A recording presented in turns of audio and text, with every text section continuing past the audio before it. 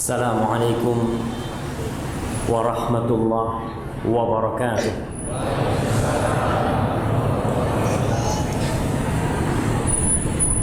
Alhamdulillah alladzi hadana li hadza wa ma kunna linahtadiya laula an hadana Allah. Segala puji bagi Allah Jalla Jalaluh yang telah memperkenankan hidayahnya untuk kita, sehingga kita bisa mengetahui mana yang hak dan mana yang batil. Kita bisa memahami mana yang benar dan mana yang salah. Kemudian Allah memberikan taufiknya sehingga kita memilih kebenaran tersebut. Andai bukan karena hidayah Allah, tidak mungkin kita berada di atas petunjuknya. Allahumma salli wa sallim wa zid wa barik wa an'im ala sayyidina wa maulana wa syafi'ina Muhammad wa ala alihi wa ashabihi ajma'in. Ya Allah, semoga salawatmu, salam, berkah dan nikmatmu senantiasa kau curahkan untuk hamba kekasihmu, untuk manusia terindah yang pernah menginjakkan kakinya di muka bumi, untuk manusia termulia yang Allah utus agar menyelamatkan umat manusia dari kegelapan menuju ke alam yang terang, untuk baginda Nabi kita Muhammad sallallahu alaihi wasallam, dan untuk keluarga beliau, untuk istri-istri beliau, untuk putra-putri beliau, dan untuk seluruh sahabat Nabi, yang terutama untuk Abu Bakar As-Siddiq, untuk Umar bin Khattab, untuk Utsman bin Affan, dan untuk Ali bin Abi Thalib radhiyallahu taala anhum ajma'in. Amma ba'd. Ma'asyiral ikhwah rahimakumullah. Tadi disebutkan nama panitia kalau kajiannya sampai jam berapa? 11:30. Masya Allah. Ana dengar kayak gitu langsung lemes ya. Kalau antum capek bisa bersandar antum. Kayaknya nggak sampai 11:30 ya. Yang jelas sampai capek Ustaz. Jam berapa capek kita berhenti di sana insyaallah. Baik, hari ini tanggal 1 Muharram 1438 Hijriah. Nah, Masya Allah, anak kepingin tanya nih, khususnya sama panitia mau tanya. Antum, nah, berapa tahun yang lalu Nabi kita Muhammad SAW meninggal dunia?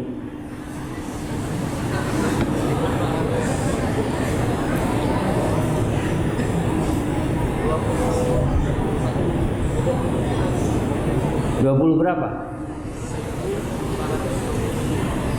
27. Masya Allah, anak kasih hadiah antum. Masya Allah. Fadhal antum. Alhamdulillah. Kalau panitia tahu, yang lain tahu insya Allah. Nabi kita alaihi salatu wassalam setelah berjuang menyampaikan agama Allah ini, mengibarkan bendera la ilaha illallah, membawa lentera tauhid, menerangi dunia ini. Setelah 23 tahun beliau berjuang, akhirnya Allah mencabut nyawa beliau. Allah sudah memberikan tahu kepada beliau bahwa semuanya bakal mati. Allah mengatakan innaka mayyitun, innaka mayyitun wa innahum mayyitun. Sesungguhnya engkau bakal mati dan semuanya bakal mati. Maka itu informasi tentang datangnya atau dekatnya ajal Rasulullah sallallahu alaihi wasallam. Tahun ini tahun 1438 Hijriah, sebagai pertanda umat Islam telah ditinggal oleh nabinya selama 1427 tahun. Tapi alhamdulillah Islam masih tegak. Sampai hari ini Di berbagai penjuru dunia kita masih mendengarkan orang-orang yang bertahlil mengatakan la ilaha illallah. Kita masih mendengarkan suara azan bersaut-sautan membesarkan nama Allah Jalla Jalla. Tapi ingat, tidak ada jaminan Islam itu akan tetap ada di Jambi ini. Gak ada jaminan. Siapa yang menjamin masjid ini akan terus menjadi masjid? Tidak ada. Sebagian negeri yang dahulunya disesakin oleh umat Islam, masjid-masjidnya berkurang satu persatu. Sebagian dijadikan perkantoran, sebagian dijual. Na'udzubillah min dzalik. Antum melihat Timor, tinggal berapa masjid yang tersisa di sana? Kemana sekolah-sekolah Islam? Hilang. Nggak ada jaminan buat Islam di Indonesia ini akan tetap ada, nggak ada. Tapi Allah menjamin Islam itu akan tetap ada sampai kapan? Sampai kiamat akan tetap ada. Tapi di negeri kita tidak ada. Maka kita umat Islam harus sadar, apa yang terjadi di Timor bisa terjadi di negeri kita. Apa yang terjadi di Andalusia, yang terjadi di Spanyol bisa terjadi di tempat ini. Apa yang terjadi di Palestina mungkin terjadi di negeri kita. Apabila kita tidak mendekatkan diri kepada Allah dan tidak kembali kepada agama Allah, maka Allah akan murka kepada kita. Ma'asyal ikhwah rahimakumullah, hari ini 1 Muharram. Tadi sudah disebutkan bahwasanya ada amalan-amalan sunnah di bulan Muharram yang sebagian umat Islam belum peduli dengan amalan sunnah itu. Di antara amalan bulan Muharram apa? Puasa. Tanggal 9, tanggal 10 dan puasa sepanjang bulan Muharram. Rasul sallallahu alaihi wasallam menjelaskan bahwasanya sebaik-baiknya puasa setelah Ramadan itu puasa sunnah di bulan Muharram. Maka coba kita bertanya nanti tanggal 1 habisnya Muharram apa antum? Masya Allah, kayaknya hadiahnya buat yang di belakang antum tuh yang jawab. Nah, kirim ke sana. Habisnya Muharram Safar. Nanti bulan Safar coba tanya, berapa hari aku puasa di bulan Muharram? Kita perlu ada evaluasi. Jangan sampai kita merasa sudah baik tapi ternyata belum baik. Yang udah sholat selama 50 tahun, 60 tahun, perlu dia bertanya, kira-kira sholatku ini diterima enggak? Jangan-jangan tidak ada guna dari sholat. Rasul sallallahu alaihi wasallam bersabda dalam hadis yang diriwayatkan oleh Imam Tabrani, dan hadis ini sahih. Innar rajula la yusalli salata 60 sana wa lam tuqbal lahu salat. Ada orang yang sholat selama 60 tahun sholat, muslim berarti ini, 60 tahun sholat, walam tuqbal lahu sholat, satu pun sholatnya nggak ada yang diterima, satu pun nggak ada yang diterima. Kita perlu bertanya. Mudah-mudahan kita tidak termasuk yang orang tersebut. Yutimmu ruku'ahu wa la yutimmu sujudahu, yutimmu sujudahu wa la yutimmu ruku'ahu. Salatnya asal salat, sujudnya sempurna, rukuknya nggak sempurna, rukuknya sempurna, sujudnya nggak sempurna. Yang penting salat. Ini banyak di antara kita ungkapan yang penting salat daripada nggak salat. Yang nggak salat udah nggak usah dibicarakan. Allah berbicara dalam Al-Quranul Karim tentang orang-orang yang salat. Allah katakan fawailul lil musallin, celaka orang yang sholat. Alladzina hum an salatihim sahun. Mereka sholat tapi lalai sholatnya. Sholat zuhur udah dekat waktu asar, sholat maghrib udah dekat waktu isya, asar mau matahari terbenam, sholat. Celaka kau dengan sholat. Alladzina hum yura'un, salat tapi ria. Baik. Hari ini kita akan mengkaji tentang sebuah permasalahan yang cukup berat buat kita sebenarnya. Apa tema kita hari ini? Antum? Akan kubawa ke rumahku surga.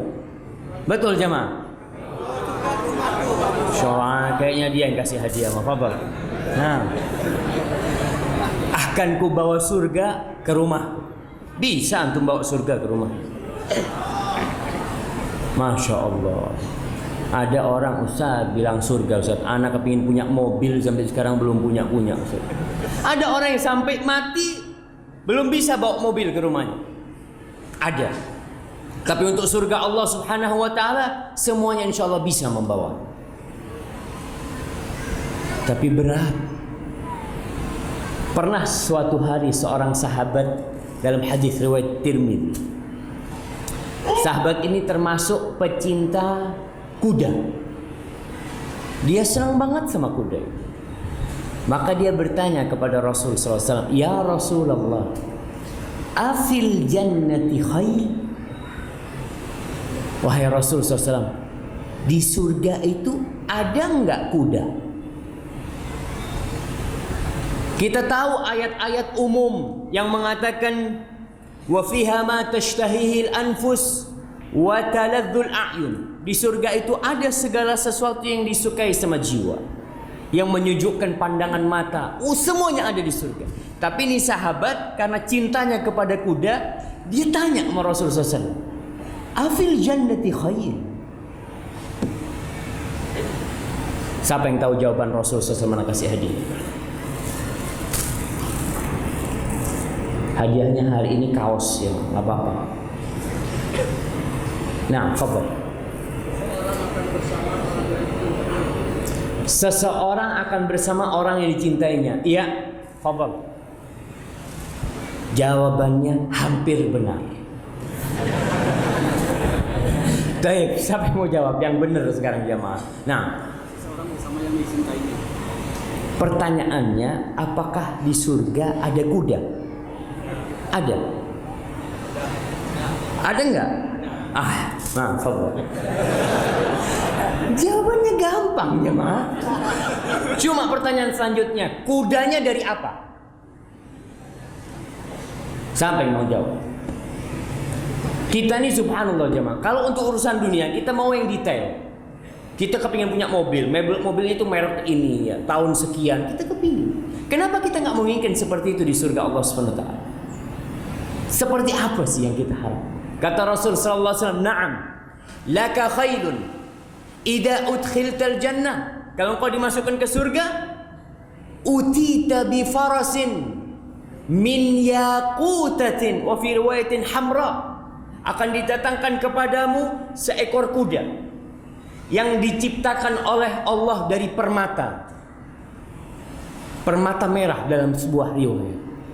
Lahu janahan, memiliki dua sayap.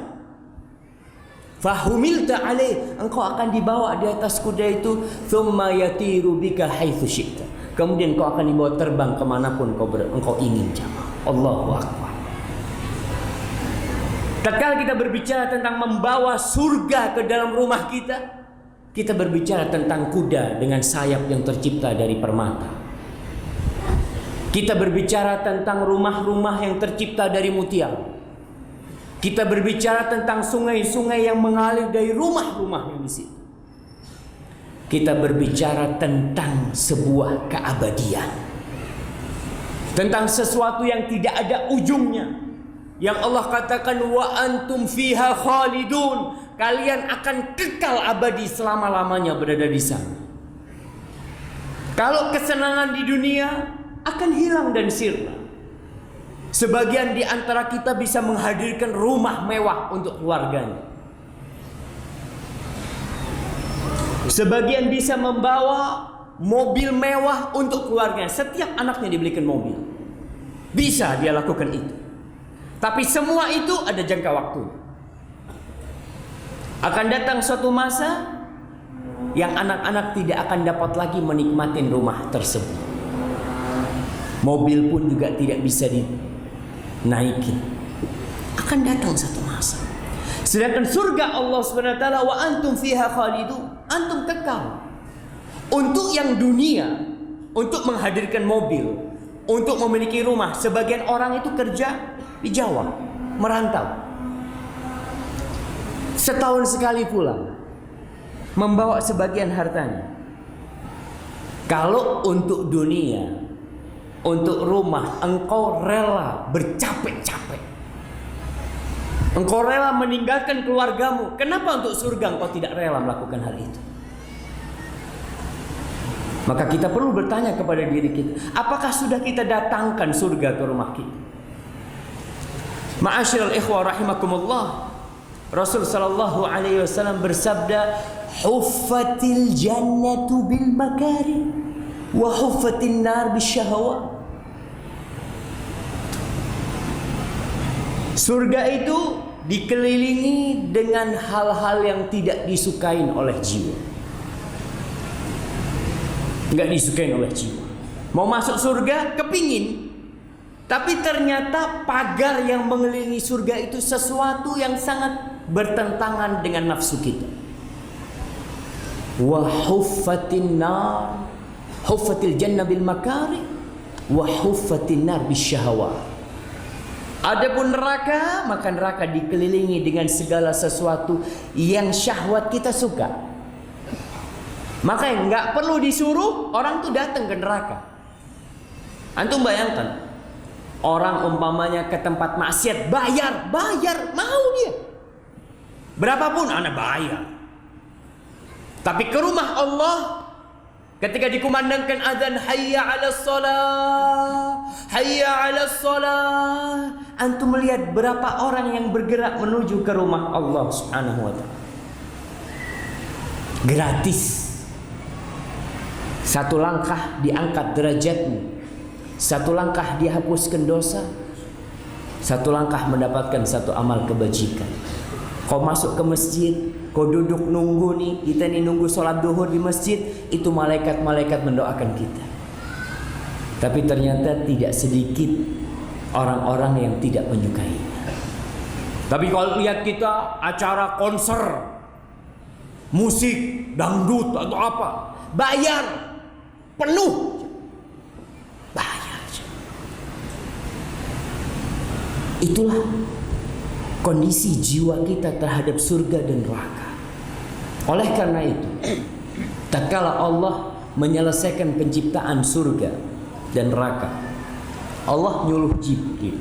Jibril, kau lihat, kau tengok tuh surga.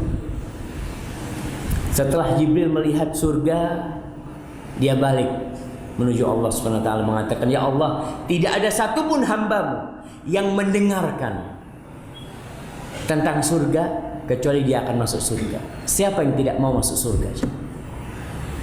Segala sesuatu ada di sana. Lalu dikirim Jibril untuk melihat surga. Kau lihat lagi surga. Ternyata surga itu dikelilingi dengan hal-hal yang sangat tidak disukai oleh jiwa. Apa kata Jibril? Ya Allah, aku takut tidak ada satupun yang masuk surga. Karena orang mau masuk surga itu harus perang dengan jiwanya, harus perang sama diri. Lalu disuruh melihat neraka. Jibril, dilihat neraka. Kata Jibril, insya Allah ya Allah, tidak ada satupun hambamu yang tahu tentang neraka, niscaya dia tidak akan masuk neraka. Karena siksanya yang begitu berat di dalam api neraka. Lalu Jibril disuruh melihat kembali setelah neraka dikelilingi dengan syahwat. Kata Jibril, aku takut semua hambamu masuk neraka. Na'udzubillahi minan nar. Ma'asyiral ikhwah rahimakumullah. Jadi kajian kita tentang membawa neraka ke dalam rumah, ini yang membutuhkan kesiapan kita, kesiapan mental, kesiapan iman, kesiapan ilmu. Kalau kita siap membawa itu surga ke rumah kita. Orang tua tidak ingin senang sendirian. Bayangkan kalau orang tua dengar anaknya masuk penjara. Padahal orang tua ini kaya raya, tapi anaknya di penjara. yang satu di rumah sakit, susah hidup dia. Maka harapan kita bagaimana kita membawa istri dan anak-anak kita untuk masuk ke surga Allah Subhanahu wa taala. Bukan cuma bapaknya yang masuk surga, bukan cuma ibunya yang masuk surga, tapi semua bersama anak-anak. Allah Jalla Jalaluhu menceritakan tentang malaikat-malaikat pemikul arsy, malaikat-malaikat pemanggul arsy. Pertanyaannya, berapa jumlah malaikat yang memanggul arsy?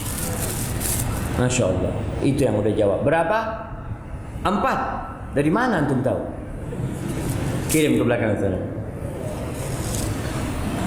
Nah, pada hari kiamat yang akan memanggul arsy Allah berapa? Antum 70.000. Masya Allah. Ya, hampir benar. Hampir, tapi salah jemaah.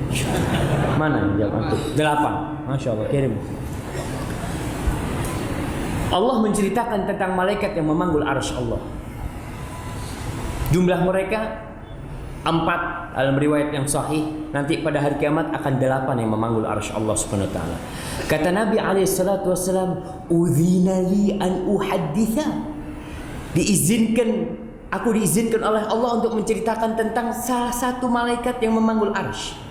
Dari kupingnya nih, dari telinganya sampai ke pundaknya, masirata sab'amiyasan. Perjalanan onta 700 tahun ya. Entah mengelilingi dunia berapa kali ya. Besarnya malaikat yang memanggul arsy. Allah mengatakan alladzina yahmiluna al-arsy di surat Ghafir ayat 789. Malaikat-malaikat yang memanggul arsy wa man haulahu, dan yang ada di sekitar arsy. Apa tuh kerjaan mereka? Yusabbihuna bihamdi rabbih. Mereka bertasbih, memuji dan memuja Allah Jalla Jalaluhu. Wa yu'minuna bihi. Mereka beriman dengan Allah Subhanahu wa taala. Wa yastaghfiruna lilladzina amanu. Mereka kerjanya memohonkan ampun buat orang-orang yang beriman. Itu malaikat-malaikat Allah. Rabbana wasi'ta kulla syai'in rahmatan wa ilma.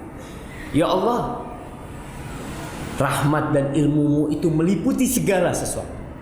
Ini tawassul dengan sifat Allah, dengan kebesaran Allah Subhanahu wa taala. Faghfir. Lalu dia mengatakan, ampunilah ya Allah, lilladzina tabu wattaba'u sabilak wa qihim adzabal jahim. Ya Allah, ampunilah orang-orang yang bertobat, orang-orang yang mengikuti jalanmu, selamatkan mereka dari api neraka. Rabbana wa adkhilhum jannati adnin allati wa'adtahum. Ya Allah, masukkan mereka kepada surga Aden yang engkau janji kepada mereka. Masukkan mereka ya Allah.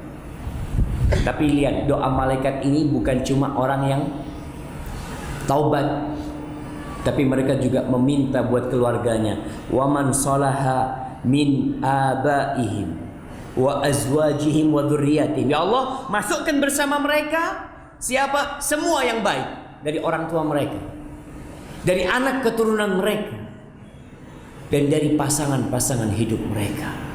Itu doa malaikat. Karena antum bisa bayangkan, antum senang sendiri tapi anaknya tersiksa. Orang tua tatkala anaknya sakit jadi sakit, itu orang tua. Innaka antal azizul hakim. Ini doa malaikat, memohonkan bagi orang-orang yang beriman agar masuk surga bersama bapaknya, ibunya, anak keturunannya, dan bersama istri-istri mereka. Sa'id bin Jubair bercerita bahwa nanti di surga, ketika orang-orang ini masuk surga, ada sebagian di antara mereka yang kehilangan keluarganya. Ya Allah, mana orang tuaku? Maka dikatakan kepada orang ini, amalan orang tuamu nggak sebanding dengan amalanmu, maka nggak bisa satu derajat di surga. Jadi mungkin si anak berada di derajat yang tinggi, bapaknya berada di derajat yang di bawah. Apa kata orang? Ya Allah, inni kuntu a'malu li wa lahum. Aku dulu selama beramal itu buat aku sama buat orang tua. Maka aku minta mereka dikumpulkan bersama aku. Allah kumpulkan dia. Terus bagaimana cara kita mendatangkan surga ke rumah? Cara yang pertama, niat. Niatkan. Tidak semua di antara kita bisa bersedekah. Tidak semua orang Islam bisa berhaji. Tidak semua orang Islam bisa umroh karena keterbatasan. Tapi semuanya bisa niat. Karena niat ini amalan hati. Innamal a'malu binniyat. Amal itu semua tergantung niat. Maka kita niatkan untuk membawa surga ke rumah kita. Bagaimana cara seorang lelaki membawa surga ke rumahnya? Niat nikahnya itu untuk apa? Coba kita berpikir, kita membina rumah tangga ini untuk apa? Sebagian di antara kita nikah itu karena terpaksa. Na'udzubillah min dzalik. Apalagi dengan kehidupan model sekarang. Tidak sedikit orang yang menikah karena ya Allah itu kesian anak dua daripada berbuat dosa terus kawinin aja. Jadi ini orang udah berbuat dosa terus. Seorang pemudi dengan pemuda keluar rumah bareng, Masya Allah jalan-jalan bareng, sekamar bareng. Akhirnya orang tua mengawinkan karena apa? Supaya tidak berbuat dosa terus. Si anak tidak pernah mikir. Memang dari dulu kepingin dia kawin. Mau kawin karena apa? Karena nafsu kebanyakan datang. Sebagian menikah karena sudah hamil. Dikawinkan kenapa? Karena sudah hamil. Rasul sallallahu alaihi wasallam menceritakan thalathun haqqun 'ala Allahi 'aunuhu. Ada 3 orang yang Allah menjamin akan menanggung hidup mereka. Sebagian antum berpikir, Ustaz, ana belum punya duit mau kawin, Ustaz. Di Jambi berapa pasarannya, Pak? Berapa pasaran di Jambi? Masya Allah, mana yang orang Jambi ini? Nah, berapa pasaran di Jambi? Berapa? Nggak mahal itu. Sekitar 10 juta. Allahu Akbar. Mahal jemaah. Nah, kalau nggak mahal itu 100.000, 100.000. Mahal 10 juta. Tapi mau gimana? Sebagian orang mengatakan, Ustaz, aku nggak mampu, Ustaz. Niatnya kau perbaiki. Ketika engkau punya niat, Allah berjanji ada 3 orang yang Allah menjamin membantu mereka. Salasun haqqun 'ala Allahi 'aunuhum. Salah satunya yang pertama adalah al-mujahid fi sabilillah, seorang yang berjihad di jalan Allah. Yang kedua, al-mukatib, seorang budak yang ingin membebaskan dirinya. Dan yang ketiga, wan-nakih yuridul afaf, orang yang menikah untuk menjaga kehormatan dirinya. Kenapa kau nikah? Anak ingin menjaga kehormatan diri. Anak ingin memiliki anak-anak yang soleh dan soleha. Anak ingin memperbanyak umat Muhammad sallallahu alaihi wasallam. Nih niatnya benar nih. Silahkan kau nikah. Dan kita para orang tua kawinkan tuh. Kalau sudah lihat fulan niatnya benar, niatnya baik nih fulan.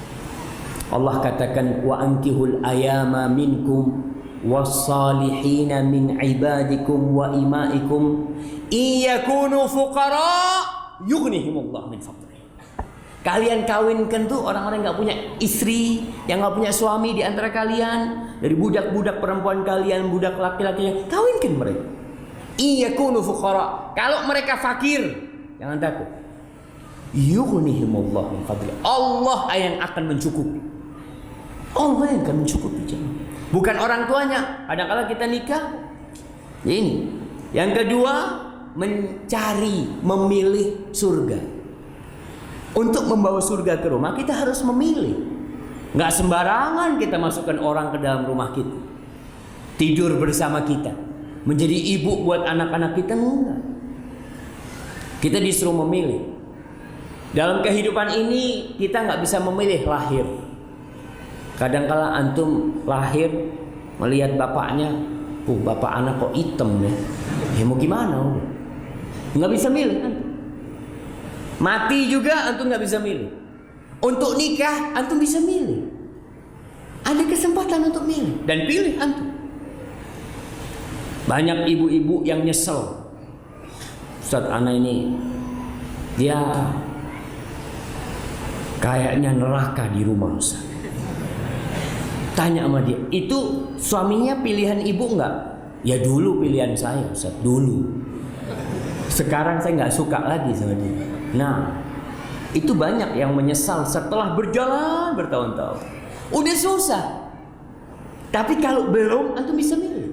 Sekarang nih, yang belum menikah bisa memilih. Yang udah nikah Ustaz. Yang udah punya istri bisa milih enggak? Insya Allah bisa Ustaz. Kan masih ada 2, 3, 4. Insya Allah. Antum satu nggak bisa ngurusin dengan benar itu. Maka Rasul Shallallahu Alaihi Wasallam telah menganjurkan kepada kita, kau kalau ingin bawa surga itu, ingin selamat hidup, tuh tungkahul mar'ali arba. Wanita dinikahin karena 4 hal. Yang pertama karena kecantikannya. Banyak di antara kita yang menikahin wanita karena kecantikan. Kita kawin. Kenapa? Masya Allah, dia nih paling cantik satu kampung, bunga desa. Senang dia dapat bunga desa. Baik, nggak apa-apa. Yang kedua, ada yang menikah karena kekayaannya. Tidak sedikit anak-anak yang susah hidupnya. Ya Allah Ustaz, kapan anak bisa naik mobil Ustaz ya? Akhirnya dia menikah dengan janda. Kenapa janda? Apa-apa Ustaz, tapi kaya, banyak duit.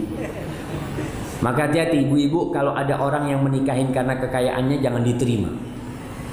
Karena dia hanya menjadikan wanita itu sarana, perantara aja untuk memuaskan nafsu dia. Yang ketiga, wanita dinikahin karena faktor keturunan. Anaknya gubernur Jambi, anaknya bupati, anaknya orang-orang, Masya Allah, dia menikahi. Lalu Nabi menyebutkan yang keempat, agamanya. Agama ini sering menjadi pilihan terakhir. Tapi kata Rasul sallallahu alaihi wasallam, fadfar bidzatid din taribat ya. Kalau kau ingin selamat hidupmu, ingin bawa surga ke rumahmu, kau cari yang agamanya baik. Selamat engkau sih. Masya Allah, Masya Allah. Memang kalau secara praktek, orang kalau mau menikah itu jangan lihat agamanya dulu. Jangan lihat agamanya dulu. Ini sebagian ulama menjelaskan, kalau mau lihat itu, lihat yang membuat kau suka sama dia. Cantik, oke, kau lihat. Cocok, cantik, alhamdulillah cocok. Kemudian setelah dilihat umpamanya fulus, alhamdulillah fulus banyak. Dilihat agamanya jelek, nggak jadi. Tapi kalau antum melihat agamanya dulu, antum sudah cocok sama agamanya, Masya Allah, ini anak pesantren bagus banget. Lalu antum lihat wajahnya, oh nggak cocok. Akhirnya antum meninggalkan wanita itu gara-gara wajahnya, padahal agamanya baik. Jangan. Maka secara praktek kita lihat sesuatu yang membuat kita suka itu apa? Wajahnya, kau lihat dulu aja. Nanti baru terakhir agamanya. Tapi kadang-kala kita ini, kalau bicara agama, Ustaz kan bisa diperbaiki agamanya Ustaz. Karena dia sudah cocok sama wajahnya, cocok sama hartanya, tapi agamanya kurang, apa kata dia? Insya Allah masih bisa diperbaiki Ustaz. Tapi kalau sudah agamanya cocok, wajahnya nggak cocok, Ustaz, kalau gini kan nggak bisa diperbaiki Ustaz. Nah, maka jangan. Antum lihat, ada sebuah cerita yang diceritakan dalam kitab judulnya Wahyul Qalam tentang Qubhun Jamil. Nih, buruk tapi indah. Para jamaah, kecantikan orang itu tambah tahun berkurang, nggak bisa ditambah, karena keriputnya kulit itu tidak bisa ditahan. Tapi kalau agama bisa ditambah. Buktinya dulu yang nggak pakai kerudung, sekarang pakai kerudung, tambah cantik dia agamanya. Dulu yang nggak pernah ngaji, belajar ngaji, bisa ngaji, Masya Allah. Maka antum lihat Rasul sallallahu alaihi wasallam tatkala menjelaskan fadfar bidzatid din taribat ya. Selamat kau kalau cari yang agamanya baik. Kemudian nikahilah wanita yang subur dan pengasih. Ingat, subur dan penyayang. Karena kalau subur nggak penyayang, kacau anak-anak kita. Ada wanita-wanita yang subur, masya Allah, tiap tahun beranak. Dilihat hamil lagi, ya Allah, hamil lagi. Sampai anaknya 10. Tapi karena ibu tidak penyayang, anak nggak diurusin. Tapi kalau ibu penyayang, anak 17 diurusin semua. Kalau ibu penyayang. Maka Rasul sallallahu alaihi wasallam mengatakan tazawwajul wadudal walud. Kalian nikahilah wanita-wanita yang penyayang dan subur. Antum jangan takut punya anak banyak. Orang dulu bapak-bapak kita tuh anaknya banyak-banyak, nggak pernah takut besok mau makan apa. Padahal kerjaannya susah. Nggak punya motor, nggak punya HP, nggak punya mobil, nggak punya, tapi hidup. Kita kadang-kala mau punya anak 3 udah takut, ya Allah, biaya sekolah mahal. Jalan, bapak kita dulu biaya kita sekolah mahal, tapi ternyata dia bisa memberikannya kepada kita. Tazawwajul walud dan wadud. Karena apa kata Rasulullah SAW? Aku nanti pada hari kiamat akan banyak-banyakan umat. Maka ibu-ibu yang di masjid ini ana doakan paling tidak anaknya itu 7. Gol amin. Paling tidak jemaah. Nah, kalau antum yang aminkan, insya Allah ibu-ibunya cepat beranak semuanya. Rasul SAW mengatakan al-wadud al-walud. Bagaimana kita mengetahui wanita yang penyayang? Sebelum menikah kita lihat nih, ada wanita-wanita yang suka sama anak kecil. Yang masya Allah, jangan anak kecil, sama kucing pun dia sayang. Ini nih penyayang nih. Tapi ada wanita-wanita kalau ada kucing ditendang, sono. Oh, tanda-tanda nih. Ngelihat adiknya ada anak kecil, masya Allah. Kadang-kala namanya anak kecil dengan apa? Ingus dianunya, sono. Bukan diambilin tisu dianu diusir. Kalau kita punya istri kayak gini nih, mungkin si ibu lagi main HP, anaknya satu di selokan, satu di mana, ibunya main HP dong. Payah antum. Maka antum milih ibu yang penyayang. Kemudian Rasul sallallahu alaihi wasallam menyuruh kita memilih istri yang maharnya murah. Nah, beliau alaihi salatu wasallam mengatakan inna min yumnil mar'ati taysira rahimiha wa taysira mahriha. Termasuk dari barokahnya seorang wanita, maharnya sedikit, rahimnya gampang lahirnya. Itu barokah. Antum nggak perlu keluar duit banyak. Ada wanita-wanita yang harus sesar umpamanya, berat. Tapi ada wanita yang barokah, masya Allah, rahimnya gampang melahirkan. Kemudian maharnya nggak mahal. Ada orang-orang di beberapa tempat, nggak tahu di Jambi ini dikatakan 10 juta ya. Di sebagian negeri Arab itu maharnya masih mahal. Ada yang maharnya sampai ya sekitar 80.000 real. Nggak banyak sih. Itu yang pertengahan katanya. Kira-kira 210 juta. Maharnya. Gimana antum malam pengantin mikir itu bayarnya dari mana 210 juta? Masuk ke kamar ngelihat masih utang, istrinya masih utang. Boleh memang utang, boleh antum.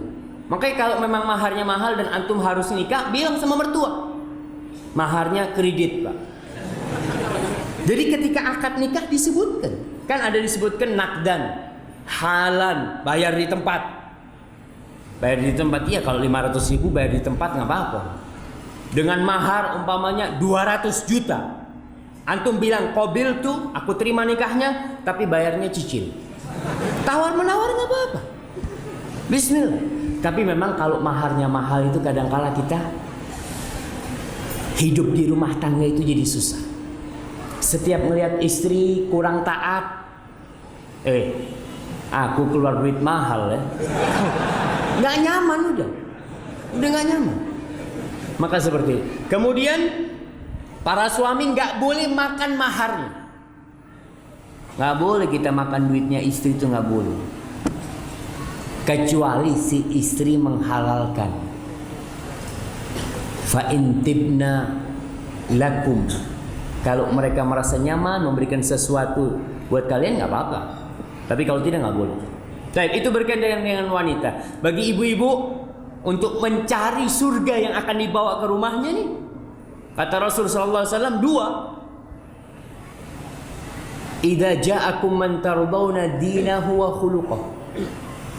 Kalau datang meminang putri kalian atau siapa saja yang menjadi tanggung jawab kalian, orang yang agama dan akhlaknya baik. Ingat, agama dan akhlaknya baik.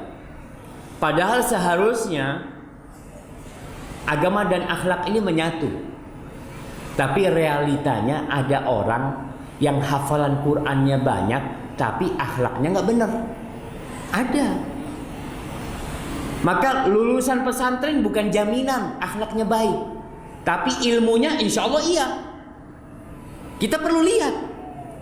Sampai ada seorang akhwat dikasih tahu sama ibunya, kata ibuku, nggak penting lulusan Timur Tengah, nggak penting lulusan Madinah, lulusan Al Azhar Mesir, lulusan Libya atau mana aja nggak. Yang penting mencari suami itu yang baik hati, berakhlak mulia dan menghormati wanita. Nah, itu yang dicari. Rasul SAW mengatakan, apabila meminang putri kalian orang yang agama dan akhlaknya baik, kawinkan anak kalian. Kalau tidak, akan terjadi kerusakan dan kekacauan di muka bumi. Antum kalau lihat sekarang, banyaknya begal-begal, banyaknya pecandu narkoba, banyaknya anak-anak yang dipenjara. Tanya kemana bapak sama ibunya? Kok bisa anakmu kayak gini nih? Kok bisa jadinya kayak gini?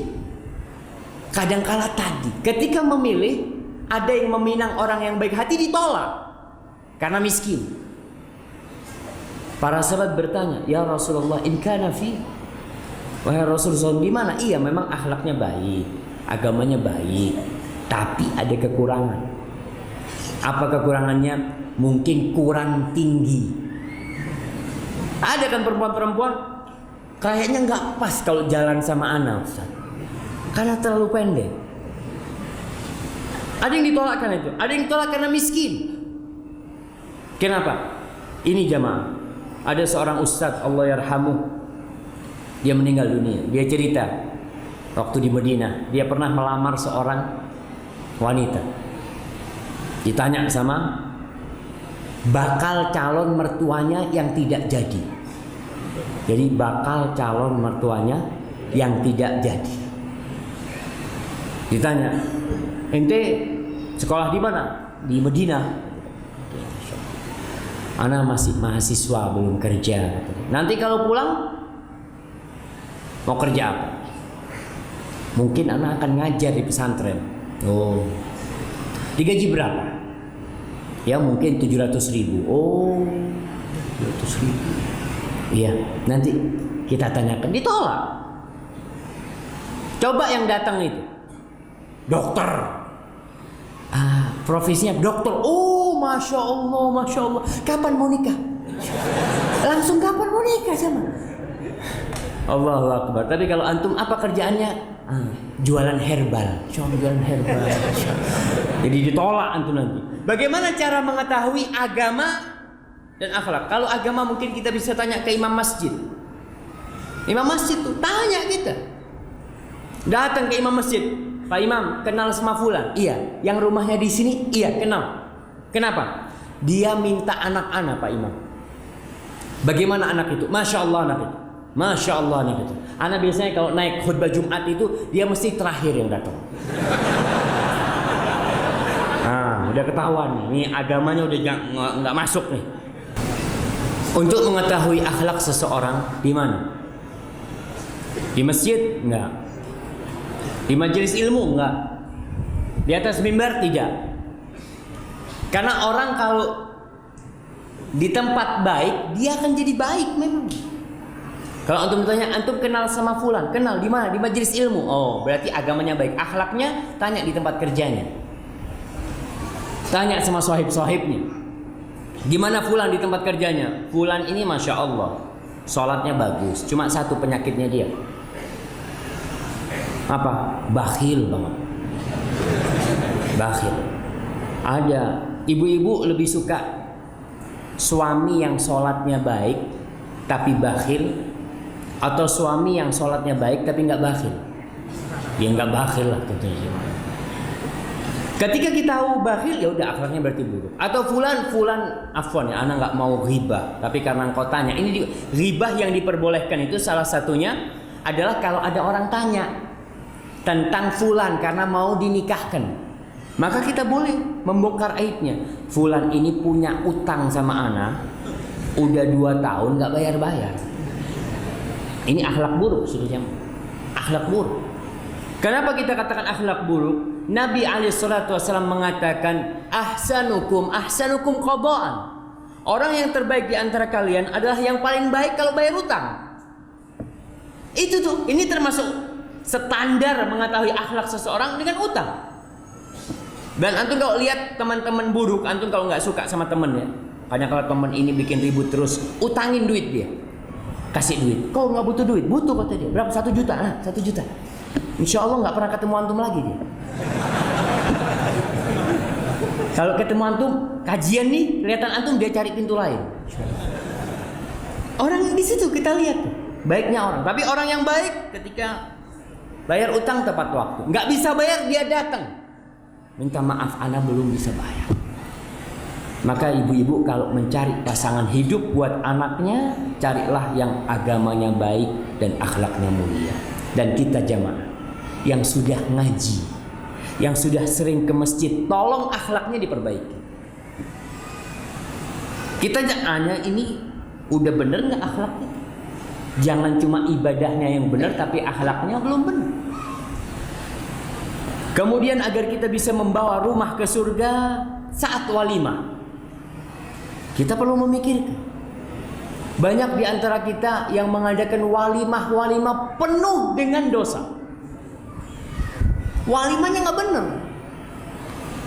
Yang campur laki sama perempuan, yang kadang-kala ada ngundang penyanyi dangdut, ada ngundang penyanyi tari ular, macem-macem. Walimah. Engkau itu tertulis di depan, mohon doa restu. Doa restunya siapa yang kau minta? Bukankah kita ingin restu Allah buat anak kita? Maka usahakan ketika walimah kita tanya nih, tradisi-tradisi yang ada boleh, selama tidak berseberangan dengan syariat, boleh. Islam itu tidak anti tradisi, tidak. Tapi tradisi yang berseberangan dengan syariat, maka yang didahulukan adalah syariat. Walaupun ini tradisi puluhan tahun, ribuan tahun, kalau itu bertentangan dengan syariat kita nggak ikutin. Tapi kalau tidak bertentangan dengan syariat ya fadhal. Umpamanya tradisinya orang ini kalau menikah sembelih kerbau, enggak apa-apa sembelih kerbau. Untuk orang-orang yang datang itu daging kerbau. Kalau di masa Rasulullah SAW apa? Kambing umpamanya. Di sini kerbau. Atau di sini mau pakai ayam, tafadhal. Kalau memang itu yang dimiliki. Tapi banyak tradisi-tradisi yang tidak sesuai dengan syariat yang kita lakukan. Yang kita nggak mau tanya sebagai muslim, apakah Nabi Muhammad SAW menyuruh? Bagaimana sih walimahnya Rasulullah SAW? Bagaimana sih ketika nikah yang namanya Fatimah binti Muhammadin alaihi salatu wassalam? Dan orang-orang kaya biasanya nih, kalau ngadakan walimah, yang diundang itu juga orang kaya. Apa kata Rasulullah SAW tentang walimah nih? Syarrut ta'am, ta'amul walimah, yud'a ilaiha man ya'baha wa yumnauha man ya'tiha. Seburuk-buruknya makanan itu makanan walimah. Walimah yang kayak apa? Ketika yang diundang itu orang-orang kaya. Orang kaya ini jamaah udah biasa makan enak, udah biasa makan gulai, makan kambing, udah biasa. Orang-orang miskin malah nggak diundang. Antum lihat orang kaya kalau makan. Pernah melihat restoran yang bayar sekian boleh makan sepuasnya? Pernah lihat nanti? Apa namanya ini? Restoran bebas gitu ya. Bayar 100.000 makan sayang. Kenapa restoran itu nggak pernah bangkrut? Kenapa? Karena yang makan orang kaya. Makanya sedikit-sedikit. Coba antum panggil tukang bangunan, 20 orang antum bayarin, insya Allah besok tutup tuh. Betul. Orang kaya ini makan sedikit, makan sini, makan. Tapi orang miskin ketika melihat, Masya Allah, ketemu daging ini kalau kurban doang. Sebagian orang cuma. Makanya kalau mau cari barokah, undang tuh orang-orang miskin ke walimah kita. Datang. Dan lihat kalau orang miskin makan, Masya Allah, bersih ya mak. Bahkan dia datang, maaf, mau dicuci di mana piringnya? Karena dia merasa nggak biasa dia seperti itu. Bahkan besok dia akan cerita, pekan depan dia akan cerita. Kalau orang kaya lupa, karena yang disuguhkan di walimah itu udah biasa dia. Maka tolong di walimahnya kita lihat, undang orang-orang yang miskin. Tukang becak depan rumah kita datengin semua. Suruh duduk sana sama orang-orang kaya. Iya, duduk sama orang kaya. Dan walimah ini jamaah tidak harus sesuatu yang mewah. Walimah itu boleh 7 hari, boleh. Antum mau walimah 3 hari boleh. Jadi nggak perlu bikin acara khusus, enggak. Antum umpamanya nikah nih, kemarin nikah, malam ini mau walimah, datang ke masjid sini. Pak, nanti habis isya semuanya diharap ke rumah. Walimah ke rumah. Nih, besok kita cari masjid lain. Ngomong, Pak, nanti habis isya semua diharap ke rumah. Walimah lagi boleh. Maka kita diperbolehkan walimah seperti itu. Dan kalau antum nggak punya duit, biasanya ada yang tukang dorong-dorong, yang jual sate, jual bakso. Antum habis sholat isya, jamaah masjid, nih hari ini walimahnya anak makan bakso. Nggak apa-apa. Kita banyak memberatkan diri sendiri.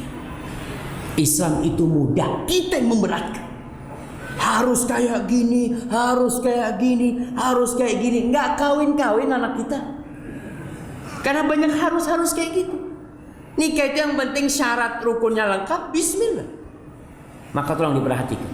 Banyak yang kita lihat di masyarakat kita itu pergaulan bebas, orang-orang tertunda pernikahannya gara-gara yang seperti itu. Kita harus memudahkan jamaah. Kemudian bagaimana memulai perjalanan hidup setelah menikah? Setelah kita memilih, udah dapat, udah pas, kita walimah, mulai acara khidbatun nikahnya, pelamarannya sampai walimahnya sesuai dengan keridhaan Allah Subhanahu wa taala kita hidupnya. Rasul sallallahu alaihi wasallam mengatakan, lam yura lil mutahabbaini mithlan nikah. Belum pernah dilihat dua pasangan yang memadu kasih seperti mereka yang sudah menikah. Kenapa? Karena ini halal. Tapi ternyata ketika berhubungan di yang halal, setannya kuat untuk memisahkan. Tapi sebelum menikah, subhanallah, itu lengket kayak perangko. Ini kejadian nyata jangan. Ana pernah ngisi ceramah di Kendal atau daerah dekat sana. Makan malam, cerita yang punya rumah, Ustadz, saya punya keponakan. Itu pacaran kalau nggak salah 6-5 tahun. 5 hari menikah, cerai. 5 hari menikah. Kata dia, kita nih besan masih di rumah sana, Ustadz. Belum pada pulang, udah cerai. Kenapa? Setan tadi. Ketika pacaran yang dilihat semua kelebihan. Calonku itu seperti ini, semua kelebihan. Ketika sudah menikah, nampak hakikat diri. Maka bagaimana kita memulai kehidupan ini? Kalau awalnya sudah benar, insya Allah akhirnya benar, mudah-mudahan. Allah berfirman, wa min ayatihi an khalaqa lakum min anfusikum azwaja. Di antara tanda-tanda kebesaran Allah, Allah jadikan pasangan hidup kalian dari diri kalian sendiri. Litaskunu ilaiha, agar kalian merasa tentram, condong kepada.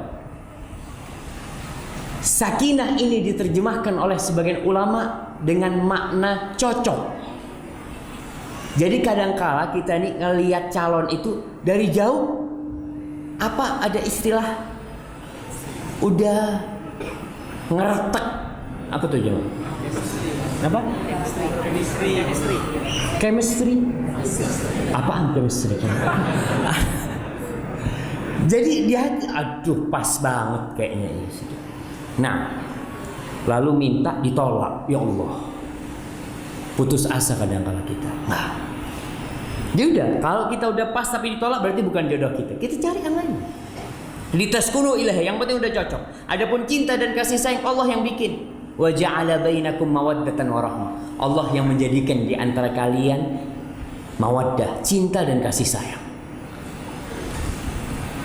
Orang-orang barat ada yang pacaran berpuluh-puluh tahun sampai punya anak. Na'udzubillah min dzalik.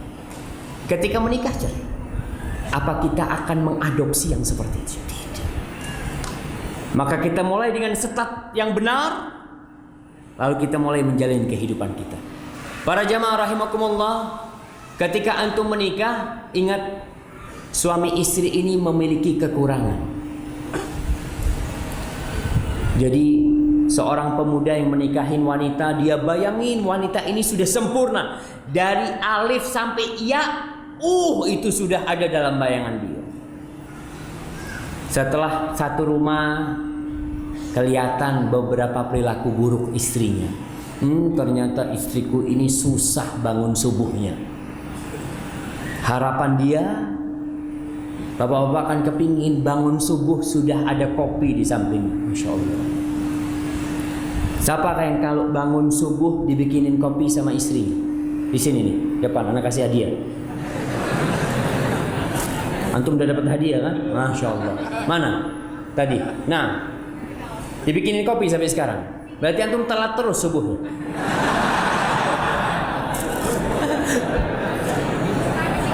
Masya Allah. Oh, yang bikinin kopi di atas. Nah, nanti dikasih yang di atas sono. Ada yang seperti itu. Tapi ternyata setelah menikah, ya Allah, susah banget. Ada yang baru tercium, oh ternyata aroma tubuh istriku tidak nyaman. Oh ternyata istriku tidak bisa masak. Oh ternyata.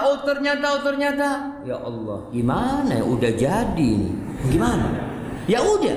Rasul sallallahu alaihi wasallam memerintahkan kepada umatnya untuk melihat kepada kelebihan, tidak melihat kepada kekurangan. Begitu pula dalam kehidupan kita bermasyarakat. Kalau kita melihat kepada kekurangan tetangga kita, mungkin kita akan pindah dari tempat itu. Rasul SAW mengatakan, la yafraq mu'minun mu'minah. Tidak boleh seorang yang beriman membenci istrinya yang beriman. Nggak boleh. In kariha minha khuluqan radiya minha akhar.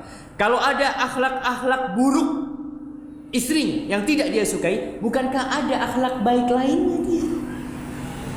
Maka lihat kepada kelebihannya jamaah.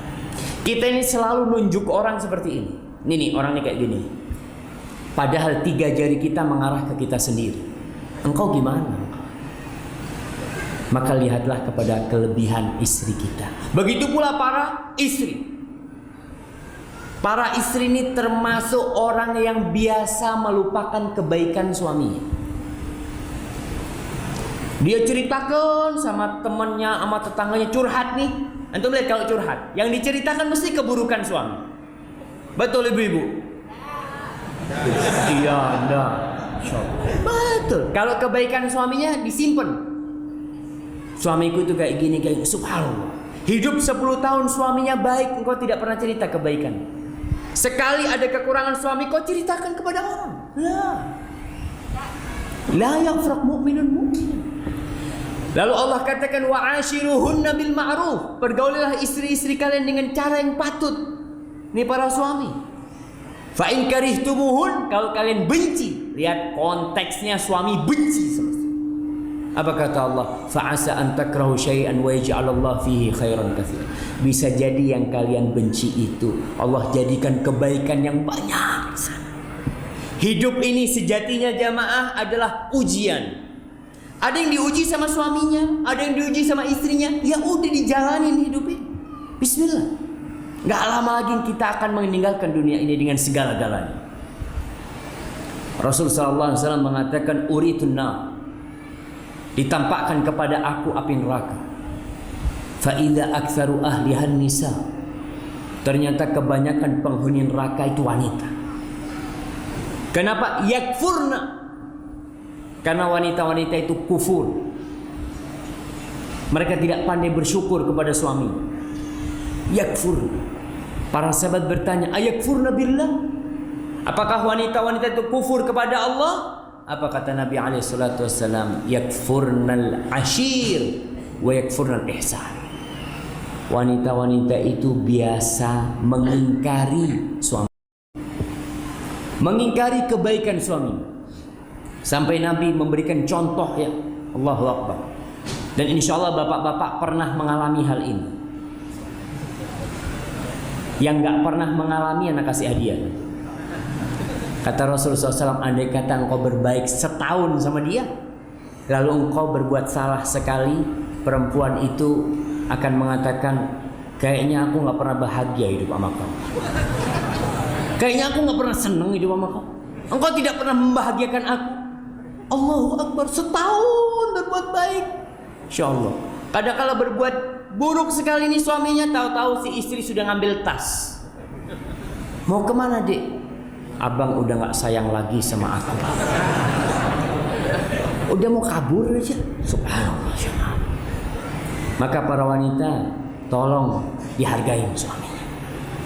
Kemudian para suami, agar surga bisa sampai ke rumah kita, kita harus saling berterima kasih. Rasul sallallahu alaihi wasallam mengatakan, man sana'a ilaikum ma'rufan fakafi'uh. Barang siapa yang berbuat baik kepada kalian, kalian balas kebaikan. Fa in lam tajidu ma tukafi'una bihi. Kalau kalian tidak memiliki sesuatu untuk membalas, maka katakan jazakallahu khairan. Di sini nih, istri umpamanya, masya Allah, ngasih teh sama kita, bang, tehnya bang. Ketika diterima, Dek, jazakillah khairan, masya Allah. Siapa suami kalau disuguhin sama suaminya selalu istrinya selalu bilang jazakillah khairan. Masya Allah. Ada di sana tuh, bener tuh. Yang ngakal bapak-bapak ngaku-ngaku doang mah. Yang perlu ditanya istrinya tuh. Kadang-kala bilang jazakillah khair sekali. Yang lainnya, ini kok kurang manis nih. Kayak gitu jangan. Maka tolong ucapkan terima kasih kepada istri. Dan seorang istri pun seperti itu. Tatkala suaminya pulang kerja, bukain pintu. Masya Allah. Siapa yang kalau pulang masih dibukain pintu, masih dibukakan pintu sama istri? Ada jamaah di sini. Masya Allah. Berapa tahun nikah? Wah, 20 tahun kasih hadiah. Jadi memang dikunci dari dalam rumahnya, Bang. Ada memang kenapa nggak bisa masuk? Dikunci, saat gimana masuk? Jadi nungguin dibukain sama dia. Tapi insya Allah nggak kan, Bang? Nggak dikunci dari dalam, enggak? Enggak, Masya Allah, Masya Allah. Alhamdulillah, Alhamdulillah jamaah. Dibukain ibu-ibu, suaminya pulang, Assalamualaikum, dibukain pintu, tanya, Bang, mau yang panas apa yang dingin? Masya Allah, Masya Allah. Itu kalau punya istri kayak gitu jamaah, kita nggak betah pengajian. Pengajian nggak betah gitu. Mau kemana? Mau pulang. Karena, tapi coba istrinya, ente kenapa datang pengajian? Allah Ustaz, capek di rumah Ustaz. Ngurusin istri capek, makanya demen pengajian. Siapa yang sampai sekarang masih kalau datang ke rumah ditanya, Bang, mau yang panas apa yang dingin? Insya Allah, anak kasih hadiah. Masya Allah, ada tuh satu di sana jamaah. Betul, Masya Allah. Udah berapa tahun nikah? Berapa? 10 tahun? 7 tahun, Masya Allah, kasih kirim ke belakang sana. Masya Allah, Masya Allah. Alhamdulillah, masih ada jamaah, lihat, semasjid cuma tinggal satu. Ibu-ibu lihat tuh, cuma tinggal satu tuh, Masya Allah. Maka tolong bukain, tanya mau yang panas yang dingin ya, seperti itu. Urusan apapun tinggalkan ketika suami datang. Kadang-kadang ada tamu kadang-kala lagi telepon, ibu-ibu lagi telepon, suaminya datang. Jangan bukain pintu dalam kondisi telepon, jangan. Bilang, Afwan, suamiku lagi datang ya, nanti disambung lagi. Tutup, datang bang. Untuk suaminya waktunya. Ada suami istri yang Masya Allah, istri-istri yang kalau malam hari wajahnya bercahaya. Malam udah dimatikan ini, istri Masya Allah bercahaya karena lagi WA.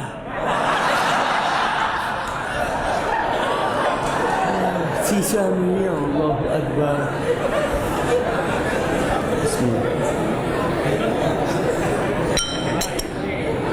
Jangan kayak gitu lah ibu, jangan kayak gitu. Maka para jamaah tolong ucapkan terima kasih. Termasuk menghargai suami itu kayak gitu. Dipanggil oleh suami, fulana, siap bang, datang. Mau apa bang? Datang ke sana. Kadang-kala datang menjumpai suaminya dengan wajah cemberut. Iya bang, ada apa bang? Itu suami kepingin langsung keluar rumah. Lihat kayak gini, Allahu Akbar. Ada juga istri-istri yang kalau bukakan pintu suaminya dalam kondisi habis goreng ikan, dengan pakaian yang daster ya, yang bolong-bolong gitu. Udah pulang bang, kata dia. Nah, itu sang suami kadang-kala, ini terus terang ibu-ibu, kita ini mewakilin hati nurani bapak-bapak.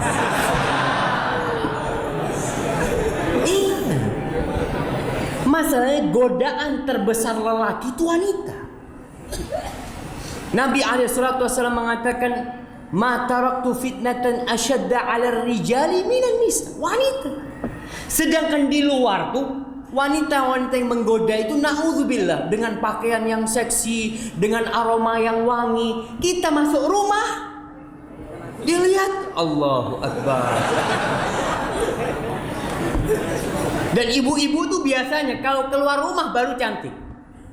Sampai ada kejadian, wallahu alam ini, naudzubillah. Jangan kalau berpikir ada wanita kayak gitu nih. Jadi ada seorang suami datang ke rumahnya nih. Dia lihat ada becak keluar dari rumahnya.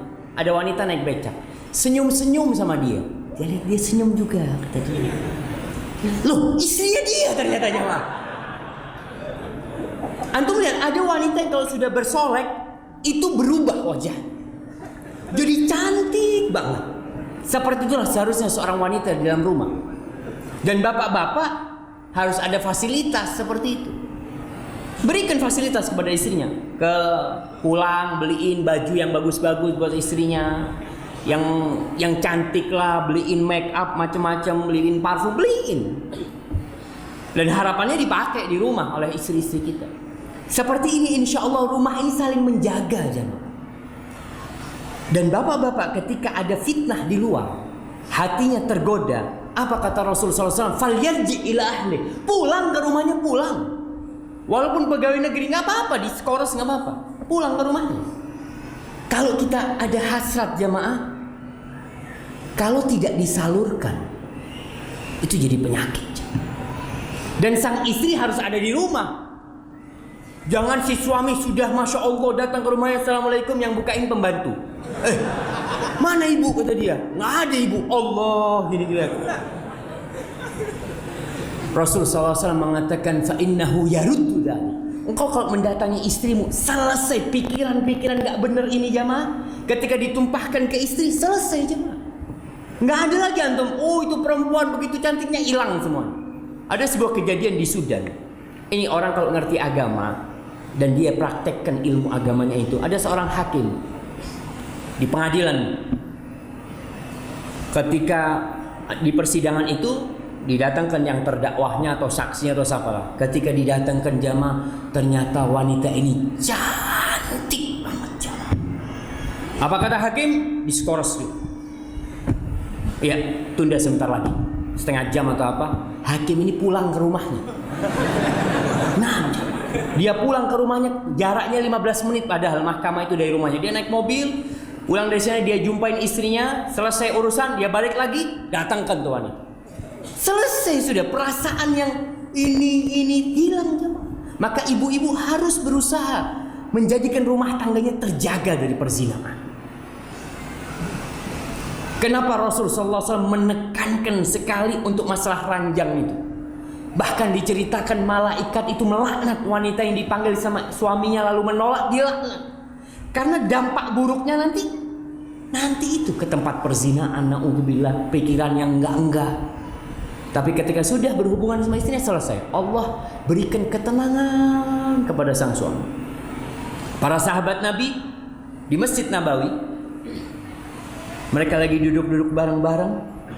Nabi baru keluar dari rumahnya, rambutnya basah. Apa kata para sahabat? Kayaknya Rasul SAW ini lagi habis sama istrinya. Kelihatan. Apa kata para sahabat? Ya Rasulullah, naraka thayyiban nafas. Wahai Rasul SAW, kita lihat kau lagi seneng banget nih sekarang. Naam, kata Rasul SAW. Iya, aku lagi seneng. Maka tolong itu dijaga demi menjaga rumah tangga. Kemudian saling menutupi. Jangan kekurangan disebarkan. Jangan. Suami juga seperti itu. Urusan rumah tangga kalau bisa jangan lewat dari tembok rumah kita. Yang wanita jangan sering-sering cerita sama orang tuanya. Jangan. Kesian bapak ibu istri ini kesian. Dia sudah capek membesarkan anaknya. Dengan harapan sang anak ini memiliki suami, hidup bersama suami, masih dibebani lagi sama anaknya. Semua permasalahan diceritakan sama orang tua. Kenapa kau harus ceritakan? Allah katakan hunna libasul lakum wa antum libasul lahun. Wanita itu pakaian buat laki-laki, laki-laki itu pakaian buat wanita. Salah satu tugas pakaian itu menutupi kekurangan jemaah. Mungkin di punggung saya ini ada bekas luka panjang, nggak ada orang tahu kecuali istri anak yang tahu. Maka tutupi. Selama permasalahan itu masih bisa ditoleransi, udah tutupi. Supaya kalau sudah ada intervensi dari luar, rumah tangga yang seharusnya bisa dipertahankan jadi kacau. Kemudian saling memaafkan. Allah berfirman, ya ayyuhalladzina amanu inna min azwajikum wa auladikum aduwwan lakum fahdharuhum wa in ta'fu wa tasfahu wa taghfiru fa innallaha ghafurur rahim. Wahai orang-orang yang beriman, sesungguhnya ada sebagian dari istri kalian, sebagian dari anak-anak kalian yang mereka adalah musuh buat kalian. Musuh kata Allah. Fahdharum, hati-hati menghadapi mereka.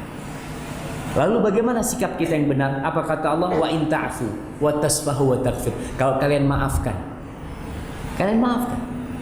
Kalian tidak perlu diungkit-ungkit. Lalu kalian ampuni, kalian tutupi, itu lebih baik buat kalian.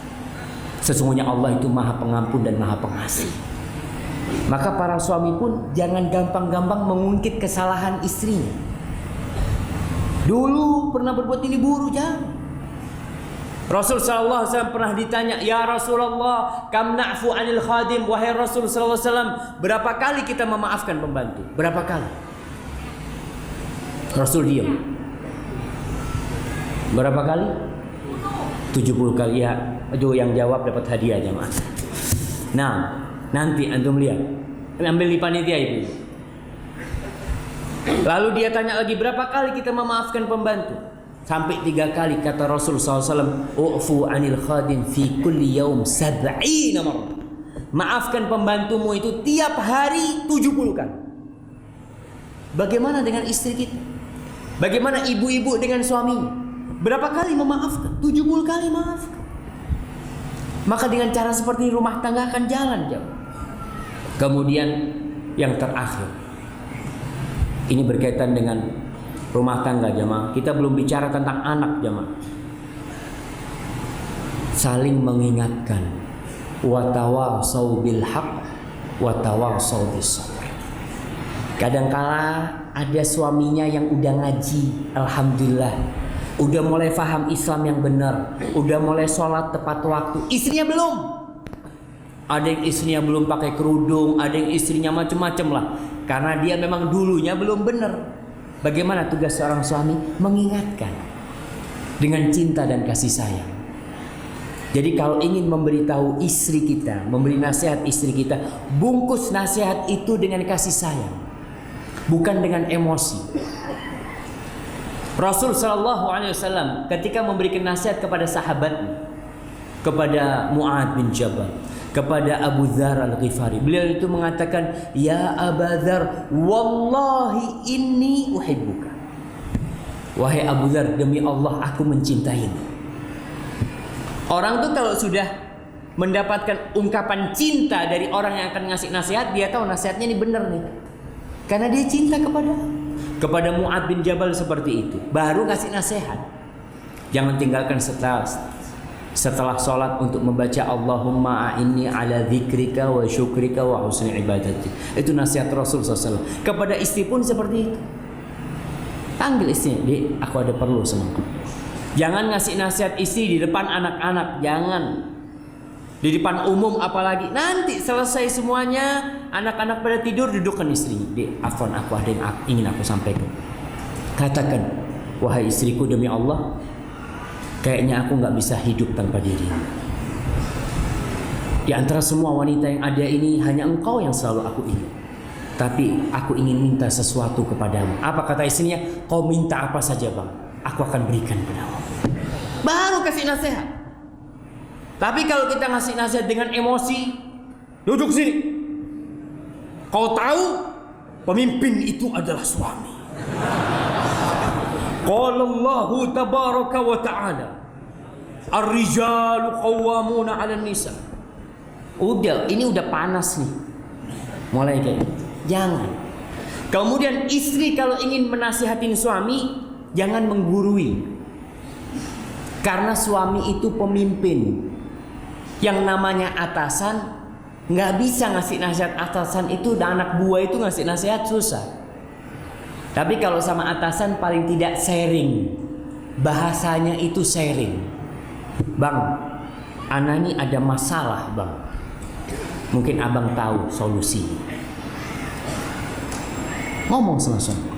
Kayak gini bang cerita. Atau suaminya nih, masya Allah, umpamanya si istri melihat suaminya ini ngerokok, baunya nggak enak, ini itu. Istri mau ngasih nasihat suami susah seperti itu. Baca, bang ini bang, aku dapat kitab nih bang. Masa dibilang rokok ini haram bang? Coba abang baca bang, kayaknya salah nih bang. Sini, aku baca. Biar baca. Suami itu kalau ditaruh di atas, bangga dia. Dia akan kerjakan. Tapi kalau dia diturunkan, marah. Maka ibu-ibu seperti itu kalau ngasih nasihat suami. Kemudian jangan ngangkat suara kepada suami. Jangan. Ingatkan masalah sholat. Bapak-bapak kadangkala ke tempat kerja, wanita ini sholat duhur biasanya telat ya. Betul ibu-ibu. Ada yang tepat waktu ibu-ibu sholat duhur. Ada yang nggak punya kerjaan. Tapi yang ngurusin anak, ngurusin rumah, itu selalu wanita itu ada kerjaan ini, bersihin ini belum selesai, itu belum selesai, anak-anak pada nangis. Kadangkala sampai jam 2, ini menurut cerita, itu belum sholat. Karena urusan rumah belum selesai. Beda sama lelaki. Wanita itu biasanya mau sholat kalau urusan semuanya sudah selesai. Padahal kita tahu, jangan ditunda-tunda sholat itu. Ingatkan, kita di tempat kerja, telepon istrinya. Dek, udah sholat duhur? Tanya, Dek, udah sholat duha belum? Tanyakan sih. Paling tidak dengan diingatkan itu dia akan tergerak hati. Malam hari, bangunin malam, Rasul SAW menceritakan rahimallahu rajulan, Allah merahmati seorang lelaki yang bangun malam, kemudian dia sholat. Dia sholat, lalu dia selesai sholat, dia bangunkan istrinya. Dek, sholat witir. Itu dipraktekkan sama Rasul SAW. Kebanyakan suami ini bangun malam, ngapain bangunin istrinya? Dek, anaknya nangis tuh, urusin tuh. Dia bangunin istrinya untuk ngurusin anak, untuk sholat malam. Jangan. Kalau nggak mau dijipratin air sedikit. Kemudian para jemaah, bagaimana selanjutnya supaya kita punya surga di dalam rumah kita? Buat anak-anak kita dan buat istri-istri kita, jangan bawa makanan haram. Suami ini kerja di luar, Istri-istri juga harus dukung suaminya. Jangan sampai ada makanan haram di dalam rumah. Ayyuma lahmin nabata min suh fannaru aula. Daging mana saja yang tumbuh dari hasil yang haram, neraka lebih pantas. Hati-hati. Istri kadang-kala memaksa suaminya kepingin ini, kepingin itu, kepingin punya ini dan itu. Akhirnya suami melakukan yang haram. Jangan. Akhirnya bukan surga yang dibawa ke rumah, tapi neraka yang dibawa ke rumah.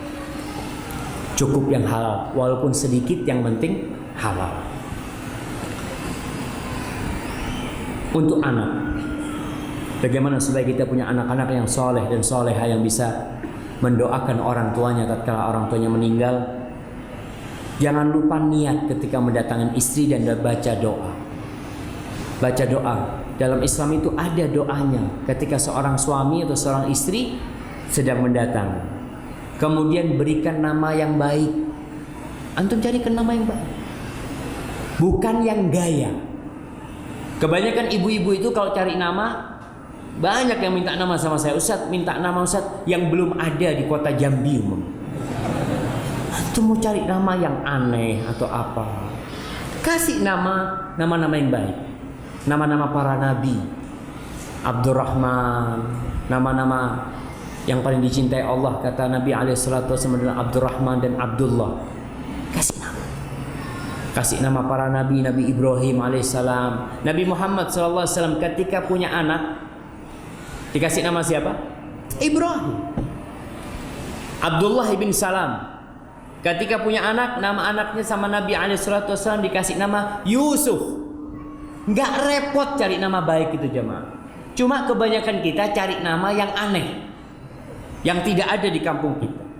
Untuk membedakan nama itu gampang. Umpamanya di Jambi Ustaz Abdurrahman sudah banyak. Di masa Rasulullah SAW namanya sahabat yang Abdullah itu banyak.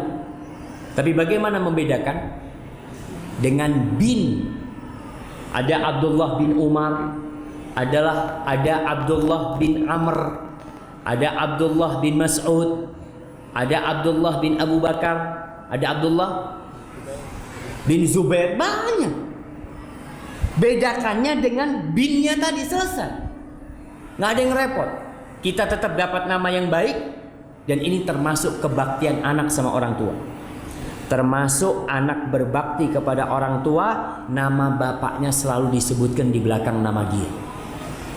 Makanya anak kadang-kala marah kalau yang nulis di selebaran ceramah itu Syafiq Basalam. Anak mesti minta Syafiq Riza. Kalau bisa lengkap Hasan. Itu bapak anak. Anak ada ini karena bapak anak ada. Maka termasuk kebaktian. Maka kasih nama anak jangan panjang-panjang. Kadang-kala namanya anak Muhammad Azka Auliyaur Rahman. Bapaknya nggak tahu siapa nama bapaknya karena tidak ditulis. Kemudian akikah. Akikah jangan pelit-pelit. Dan akikah ini ibadah yang ringan sebenarnya. Akikah itu jamaah tidak harus dimasak. Kata Nabi alaihissalatu wassalam, kullu mauludin marhunun bi aqiqati hatta yu'aqqa anhu. Semua yang lahir itu tergadaikan.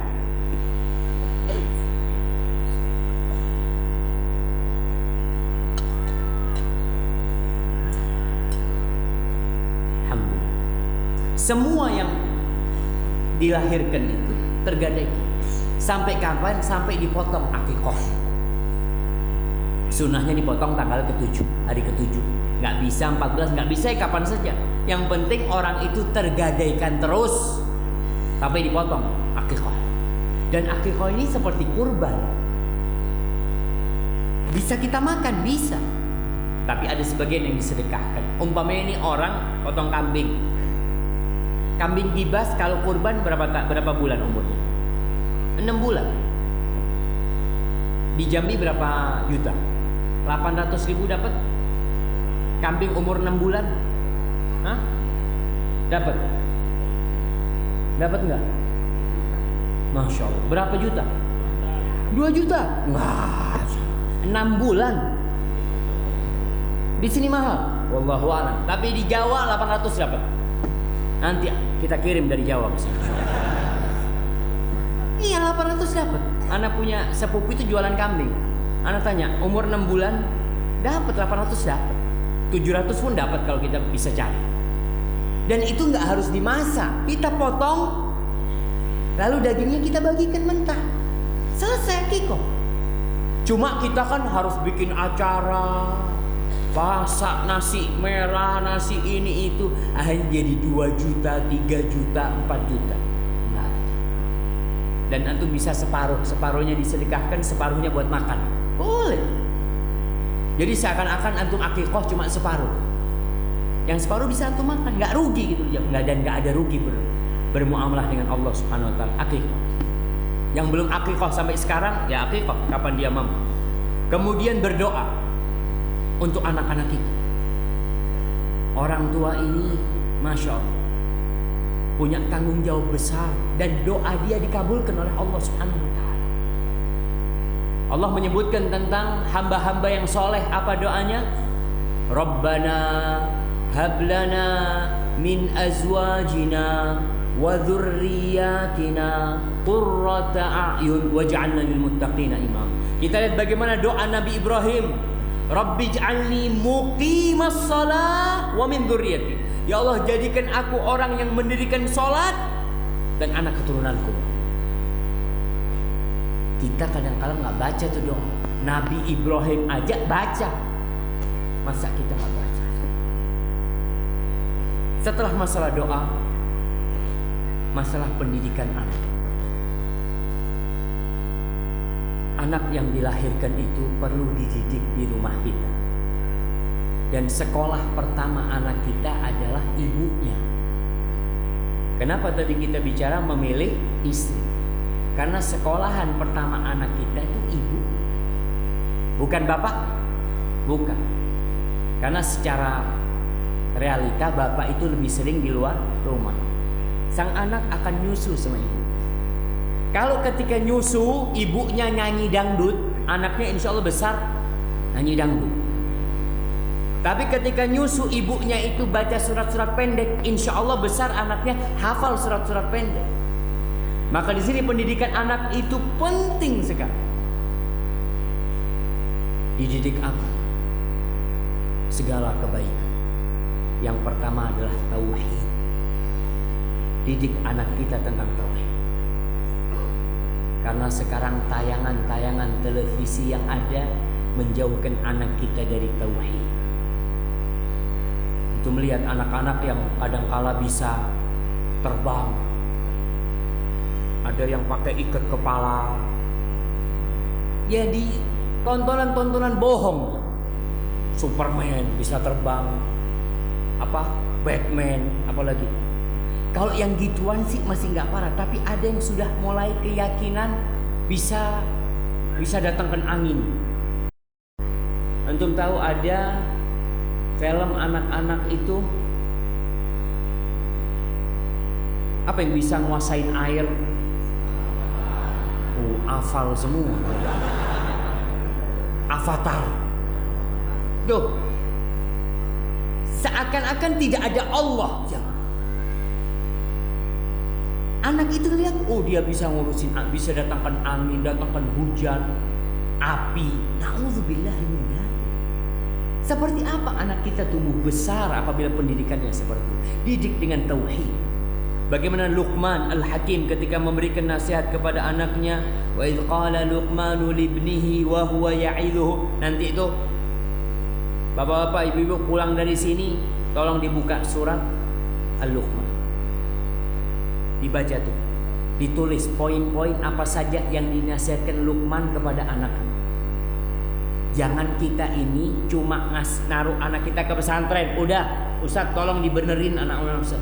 Jangan. Kita sendiri juga harus tahu apa yang hendak kita tanamkan, nilai-nilai apa yang hendak kita taruh di anak kita. Yang pertama kata Luqman, ya bunayya la tusyrik billah. Wahai ananda, jangan engkau berbuat syirik. Itu wasiat pertama, la ilaha illallah. Dan wasiat Nabi kepada Ibnu Abbas ketika berkata kepada Ibnu Abbas, "Ya gulam, inni u'allimuka kalimat." Wahai gulam, wahai anak, aku akan mengajarkan kepadamu beberapa kalimat. Ihfadillah yahfad. Jagalah Allah, Allah pasti menjaga. Ini anak diajarin masih bocah jamaah. Masih belum balik mungkin pada waktu itu. Wahai bocah, jagalah Allah, Allah pasti menjaga. Ihfadillah tajidhu tujahak. Jagalah Allah, pasti kau akan dapatkan Allah di hadapan. Kau punya urusan apa saja, kau jaga Allah, Allah akan bantu. Idza sa'alta fas'alillah. Kalau engkau mau minta, mintalah kepada Allah. Jadi kalau anak kita minta sesuatu, Pak, ayah, aku kepingin motor ayah, aku kepingin sepeda ayah, aku kepingin ajarin. Nah, kau minta sama Allah, berdoa minta sama Allah, mudah-mudahan Allah ngasih bapakmu rezeki. Diajarin tuh anak untuk minta sama Allah Subhanahu wa ta'ala. Bukan, oh ya nanti bapak belikan.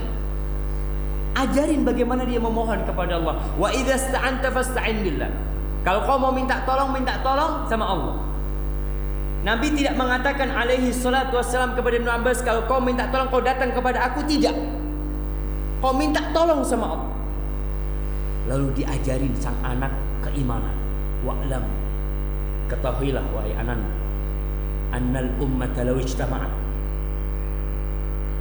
Andai kata seluruh umat manusia berkumpul, andai kata seluruh penduduk Jambi berkumpul, andai kata seluruh penduduk Sumatera berkumpul, andai kata seluruh penduduk Indonesia berkumpul, andai kata seluruh penduduk Asia berkumpul untuk memberikan bahaya kepadamu, mereka tidak akan bisa memberikan bahaya kepadamu kecuali Allah yang sudah menetapkannya itu. Di sini anak itu diajarin tauhid, sehingga dia tidak takut sama apa-apa. Apa yang akan terjadi biar terjadi. Kemudian juga dikasih sama Nabi nasihat alaihi salatu wassalam, wa'ala, dan ketahuilah, andai kata seluruh umat berkumpul, yang jumlahnya umat manusia ini mungkin 6 miliar, 7 miliar, berkumpul untuk memberikan manfaat kepadamu. Mungkin dia jabatannya rendah, kepingin jabatannya naik. Mungkin dia sakit, kepingin sembuh. Andai kata seluruh dokter berkumpul untuk menyembuhkan engkau, tidak akan bisa kecuali Allah yang menentukannya. Rufi'atil aqlam wa jaffatis suhuf. Pena itu sudah diangkat dan lembaran-lembaran itu sudah kering. Ajarin anak kita tauhid, salat. Nih ibu-ibu ini karena terlalu pengasih kepada anaknya, kadangkala kalau subuh gak bangunkan anaknya untuk sholat. Nanti dulu kesian masih kecil, tapi kalau untuk sekolah SD dia bangunkan anak. Mana yang lebih penting? Anak itu sholat atau anak itu sekolah ke SD? Kalau masalah sekolah, nah nanti engkau kalau gak sekolah macam-macam diancam. Kalau sekolah nanti ibu kasih hadiah macam-macam. Tapi untuk salat subuh kadang-kadang tidak. Nabi SAW mengatakan, alimu auladakumus sholat li sab'i. Ajari anak kalian salat mulai umur berapa? 7 tahun. Muru auladakum, bukan ajarin, afwan, suruh. Sebelum 7 tahun itu diajarin, diajak. Tapi tidak disuruh, karena anak kecil belum bisa disuruh. Wadribuhum 'alaiha li ashrin. Umur 10 tahun pukul kalau enggak mau sholat.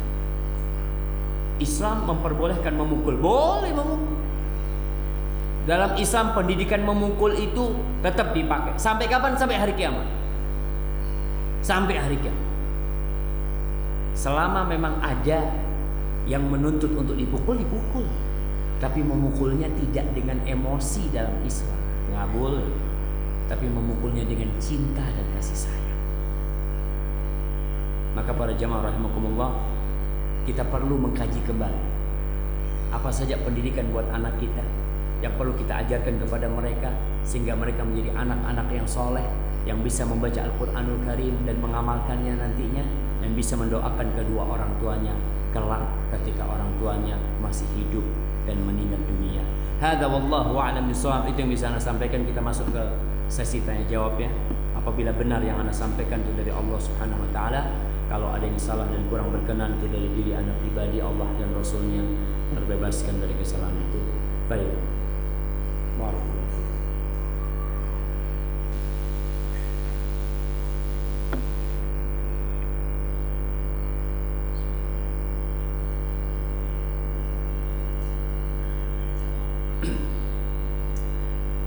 Ini ada pertanyaan. Ada seorang anak perempuan menikah tanpa seizin bapaknya. Alasan penolakan tersebut yaitu mengenai akhlak yang buruk si pria. Sebelumnya mereka sudah pacaran bertahun-tahun tanpa direstui. Anak perempuan tersebut kabur dari rumah dan belakangan ini diketahui sudah menikah dengan pacarnya menggunakan wali hakim. Sahkah pernikahan tersebut dan bagaimana sikap bapak tersebut terhadap anak?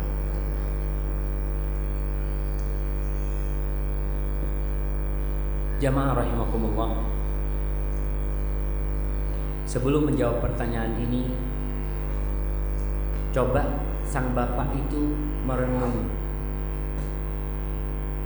kenapa anaknya bisa pacaran bertahun-tahun dan dibiarkan,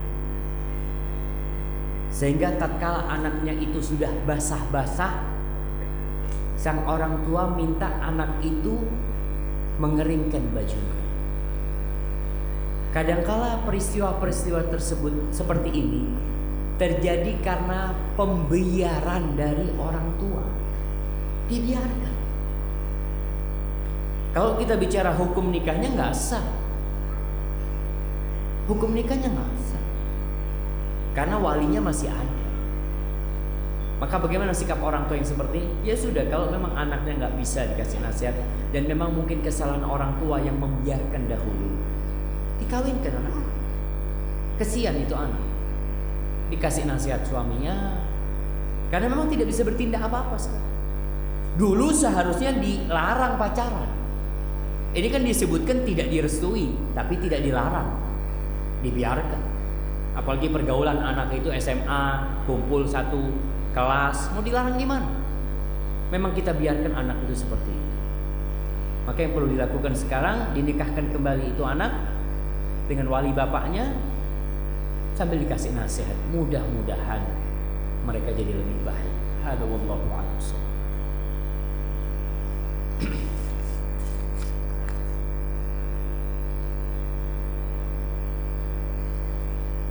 Assalamualaikum Ustaz.